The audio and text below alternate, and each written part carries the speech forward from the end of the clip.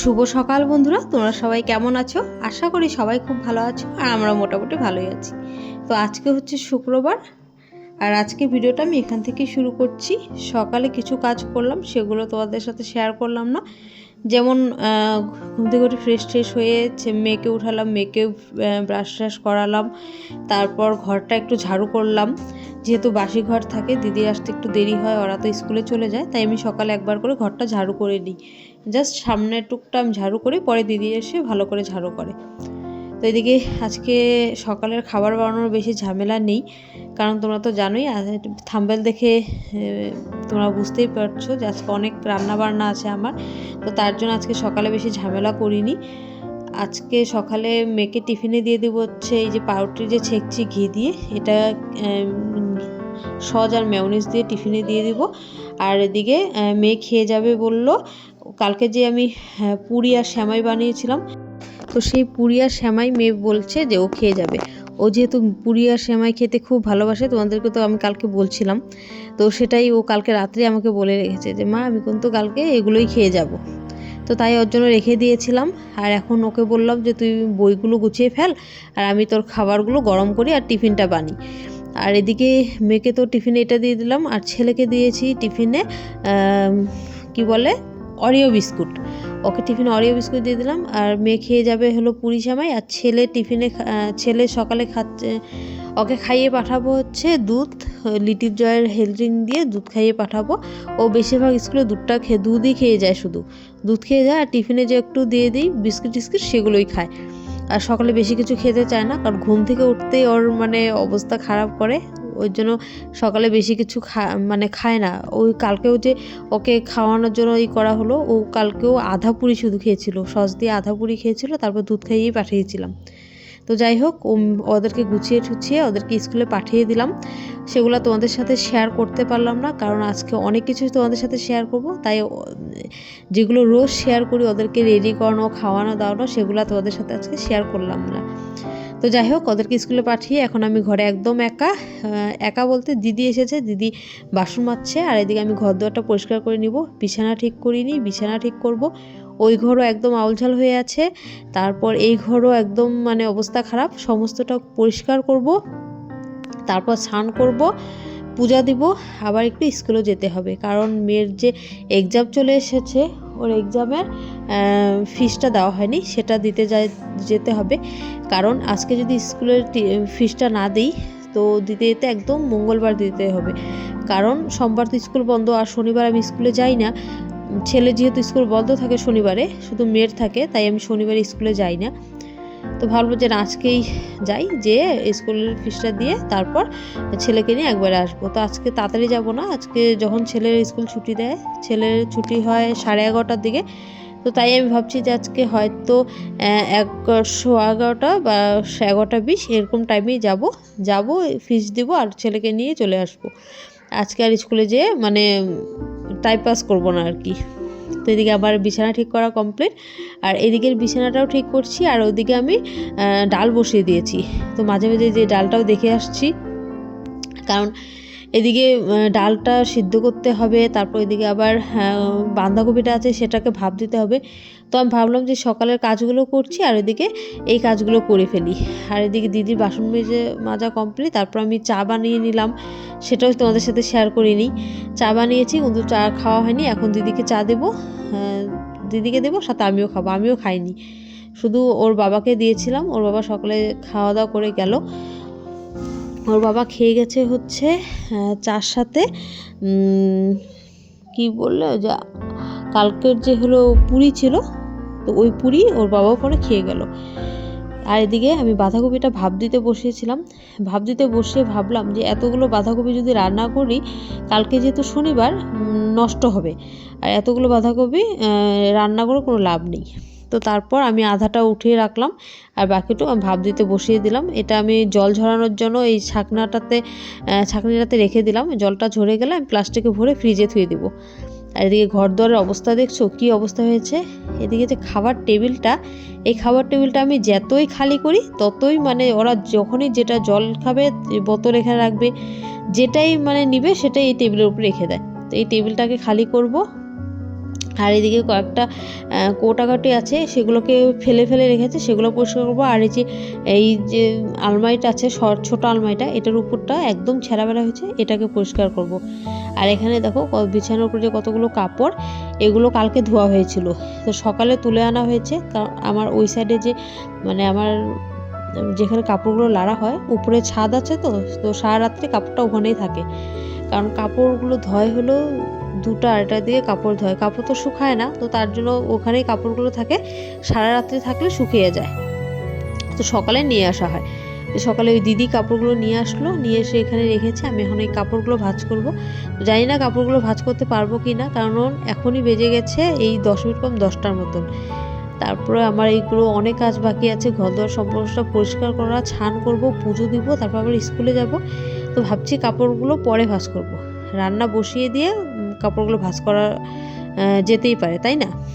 তো তাই কাপড়গুলো রেখে দিলাম। আর এদিকে আমি স্নান করে এসে পুজো করে নিলাম। এই দেখো আমার পুজো করা কমপ্লিট, স্নান পুজো কমপ্লিট। এখন চলে যাব স্কুলে। তো এখন আমি দেখো রেডি হয়ে নিলাম, রেডি হয়ে বের হয়ে পড়েছি, এখন স্কুল যাচ্ছি।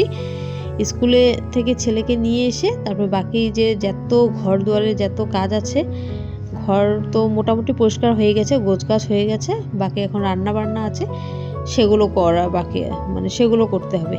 আজকে জানি না আজকে যে রান্না করতে যে কটা বেজে যাবে হিসাব নেই।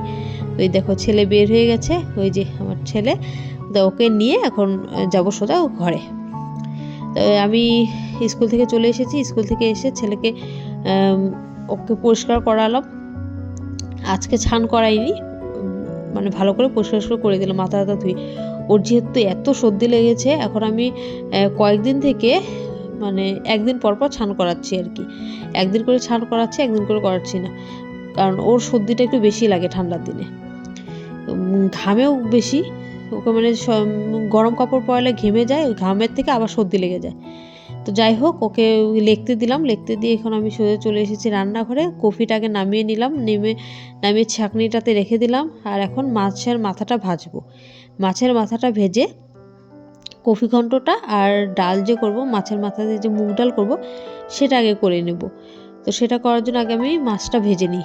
কড়াইতে একটু বেশি করে তেল দিয়ে দিলাম, কারণ এই তেলেই আমি মাছের মাথার যেটা ঘন্টটাও, কফি ঘন্টটা, সেটাও করব। আর আধা তেল দিয়ে ডালটাও সম্বার দিব। তো এদিকে দেখো মাছ ভাজা বসিয়ে দিলাম। আর এদিকে কিছু সবজি আর একটু লাগবে, সবজি বলতে এই একটু রসুন পেঁয়াজ এগুলো একটু কম হবে। কালকে দিদিকে দিয়ে কাটিয়ে রেখেছি, বাঁধাকপিটা কাটিয়ে রেখেছিলাম দিদিকে দিয়ে কালকে বিকালে। তারপর রসুন পেঁয়াজ আদা এগুলো ছুলে মানে সুন্দর করে কাটাকাটি করে রেখেছি, আলু ঠালু সব কাটিয়ে রেখেছি। আজকে দেখছি যে অল্প রসুন, একটু পেঁয়াজ, একটু আদা এগুলো একটু কম পড়বে, কারণ আজকে যেগুলো রান্না করব সবগুলাতেই আদা রসুন পেঁয়াজটা লাগবেই। তার জন্য ওই যে রসুন, তারপরে পেঁয়াজ আদা এগুলো একটু আমি আর অল্প যে লাগবে সেগুলো কেটে কেটে নিচ্ছি। আর ওদিকে মাছও ভাজছি, আর এদিকে এগুলোও করছি আর কি। সেদিকে মাছ ভাজাটা কমপ্লিট, মানে মাছের মাথা ভাজাটা কমপ্লিট। এখন এটাতে আমি তেল আধাটা নামিয়ে রাখছি, ডালটা করার জন্য আধা তেল নামিয়ে রাখলাম। আর আধা তেলের মধ্যে আমি সম্বাদ দিয়ে দিলাম হলো তেজপাতা আর মানে গোটা জিরে সম্বাদ দিয়ে আলুগুলো দিয়ে দিলাম। আলু দিয়ে অল্প লবণ অল্প হলুদ দিয়ে আলুটাকে ভাজবো। আর এদিকে যে বাঁধাকপির যে মশলাটা লাগবে সেটাকে করে নেব। তো বাঁধাকপির মশলাতে আমি দিচ্ছি হলো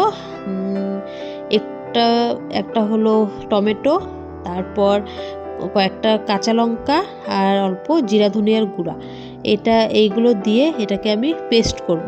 পেস্ট করে এদিকে আলুটাও ভাজা হয়ে যাবে, তারপর আমি এটাকে দিয়ে দেবো।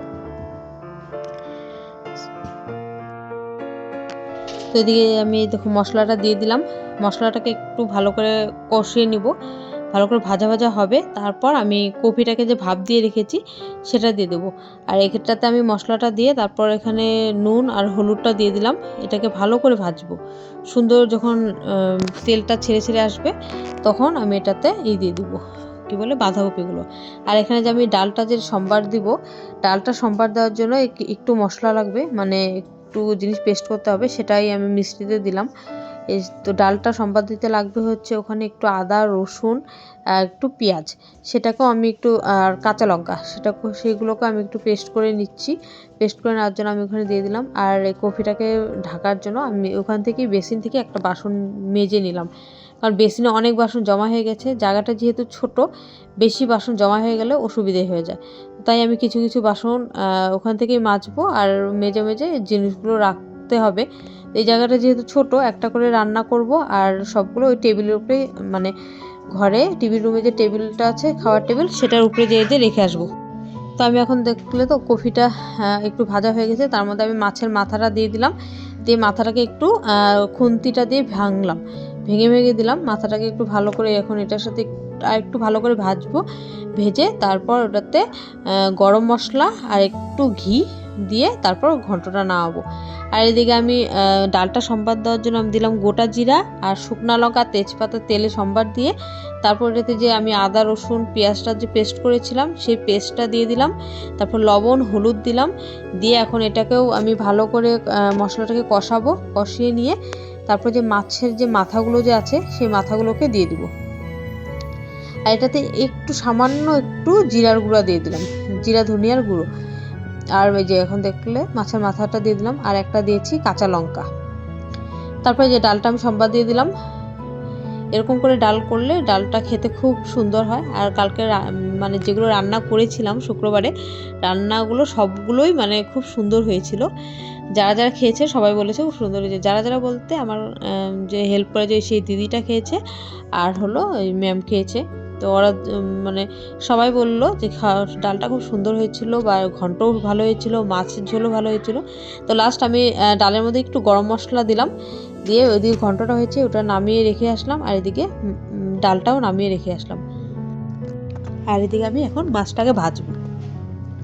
তো মাছটাকে যখন ভাজাটা বসালাম তখন তেলটা মানে বেশি গরমও মানে গরম হওয়ার আগেই আমি মাছটা মানে দিয়ে দিয়েছিলাম। মাছটা দেখছিলাম শুধুখানে মানে নিচ দিয়ে লেগে ধরছিল। তারপর আমি মাছগুলো নামালাম, নামিয়ে ওটা আর একটু তেল দিলাম, তেল হয়তো একটু কম হয়েছিল, আর একটু তেল দিয়ে তেলটাকে ভালো করে গরম করে একটা একটা করে মাছের পিস দিলাম, দিয়ে ভালো করে ভেজে নামালাম। আর এদিকে যে মাছের যে তরকারিটা বানাবো সেটাতে যে মশলাগুলো লাগবে সেটাকে মিক্সিতে দিয়ে নিলাম। তো মাছের তরকারিটাতে কি মশলা লাগবে সেটা তোমাদেরকে বলি। মাছের তরকারিটা আমি একটা মোবাইলে দেখেছিলাম, একটা রেসিপিতে দেখেই আমি এই কাতলা মাছের মানে তরকারিটা বানিয়েছিলাম। এখানে দিয়ে মশলার মধ্যে দিলাম আমি কি বলে আদা, একটু আদা, কয়েকটা টুকরা রসুনের কোয়া, তারপর একটু পেঁয়াজ, জিরা ধনিয়ার গুঁড়ো, তারপর কালো সর্ষে একটু, সাদা সর্ষে একটু, তারপর একটু সর্ষের তেল, আর হলো একটু হলুদের গুঁড়ো দিয়ে ওটাকে মিক্সিতে দিয়ে পেস্ট করে নিয়েছি, জল ছাড়া, যাতে পেস্টটা যাতে পুরো মাখা মাখা ঘন যাতে হয়। তো সেটাকে দিয়ে দিয়েছি। আর এখানে আমি মাছগুলো ভাজার পর আমি তেলে সম্বাদ দিলাম হলো এলাচ, গোটা এলাচ, আর দিয়ে দিলাম তেজপাতা সম্বাদ দিয়ে, তারপর টমেটো একটা কুচি করে মানে ছোটো ছোটো পিস করে কেটে দিয়ে দিলাম। তারপর এখন আমি এটাতে দিয়ে দেবো ধনে পাতাটাকে আমি ভালো করে ধুয়ে ছোটো ছোটো করে কেটে ধনে পাতা দিয়ে দিলাম। এটাকে একটু ভালো করে ভেজে নিয়েছি। ভাজার পর আমি মশলাটাকে দিয়ে দিয়েছি। মশলাটাকে দিয়ে মিষ্টিটাকেও ভালো করে একটু ধুয়ে একটু সামান্য একটু জল দিয়ে একটু লবণ দিয়ে তারপর আমি মশলাটাকে একটু ঢেকে দেবো, কারণ ওই যে এগুলো মশলা তো পুরো ফুটতে থাকে, ফুটে সারা গ্যাস ট্যাস একদম ছেঁড়াবেড়া হয়ে যাবে। তো তার জন্য আমি ঢেকে দিলাম। এটাকে ঢেকে দিয়ে ওইদিকে আমি মাংসটা যে ম্যারিনেট করা হয়নি সেটাকে এখন আমি ম্যারিনেট করব। তো ওখানে আমি দিয়ে দিলাম হচ্ছে মাংসটাকে ভালো করে ধুয়ে চিপে নিলাম গামলাতে নিয়ে, তারপর যে আলুগুলো যে কেটে রেখেছিলাম সেই আলু, তারপরে পেঁয়াজ ঝুড়ি করে কেটে রেখেছিলাম মানে সেই পেঁয়াজটা দিলাম। আর এখন এটাতে দিব মশলার মধ্যে হচ্ছে, আর মশলা হলো আদা, রসুন, পেঁয়াজ, জিরা ধনিয়ার গুঁড়া, তারপর কাঁচা লঙ্কা, এগুলো সবগুলোকে পেস্ট করে নিয়েছি। আর এখন এখানে আমি 2টা গোটা রসুন দিয়ে দিলাম, হলুদের গুঁড়া, লবণ, আর এখন আমি যে মশলাটাকে দিয়ে দিব। মশলাটাকে দিয়ে তারপর এটাতে দিব হলো সর্ষের তেল। আমি সবগুলো রান্না করেছি সাফোলা দিয়ে, আর শুধু মাছের যেটা মাছের বলে যেটা মাংসটা শুধু সর্ষের তেল দিয়ে করেছি, আর বাকি সবগুলো আমি সাফোলা দিয়ে করেছি। আমরা এমনি সাফোলা দিয়েই খাই, আমরা সমস্ত রান্না সাফোলা দিয়েই করি। তো যাই হোক, এদিকে এখন আমি মাংসটাকে ম্যারিনেট করছি, সমস্ত মশলা দিলাম, দিয়ে সর্ষের তেল দিয়ে ভালো করে মেখে টেকে রেখে দিব। আর এদিকে আমি ভাতও এখনও বসাইনি, ভাত বসাবো। চালটাকে ধুয়ে নিব, আজকে ভাতটা আমি হাঁড়িতেই বসাবো। আর এদিকে ছেলের আর মন টিকছে না একা একা, ও এখন ও যেটা চকলেট খায়, লিটিল জয়ের একটা চকলেট খায়, সেই চকলেটটা তোমাদেরকে দেখাবে বলছে। তো সেটাই তোমাদেরকে দেখিয়ে গেল ক্যামেরাতে। তো দেখিয়েও গেল আবার ঘরে।